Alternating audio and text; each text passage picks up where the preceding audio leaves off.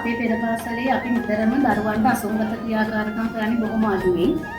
මම හිතනවා පෙර පාසල් මුල් ළමගේ සංවර්ධන නිතරම ප්‍රායෝගික ක්‍රියාකාරම් කරා දරුවන්ට මොනම දෙයක් අපිට දෙන්න පුළුවන්.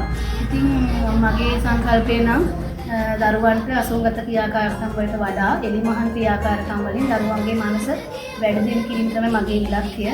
ඒක නිසා මම නම් නිතරම සාම්ප්‍රදායික නර්තනය ඒ වගේම වාද්‍ය භාණ්ඩ පෙරහුරුව දරුවන්ට ලබා දෙනවා.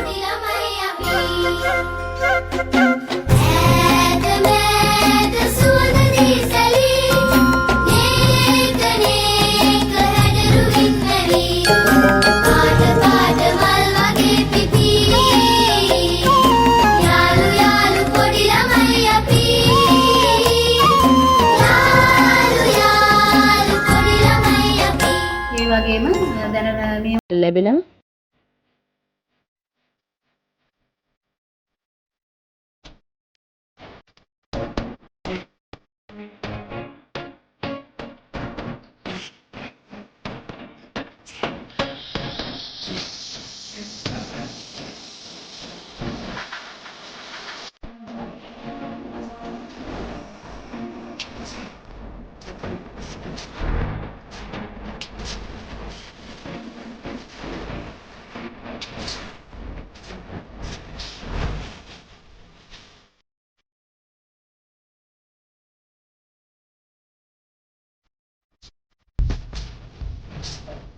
විශේෂයෙන්ම බලාපොරොත්තු වෙන්නේ දැනට සමාජයෙන් පිරිහිලා යන ගුණධර්ම ආකාරයට වැඩි දියුණු කරලා මේ වයසේ ඉඳලා ළමයි ඒ වගේ පෝෂණය කරන්න තමයි වැඩිපුර බලාපොරොත්තු වෙන්නේ.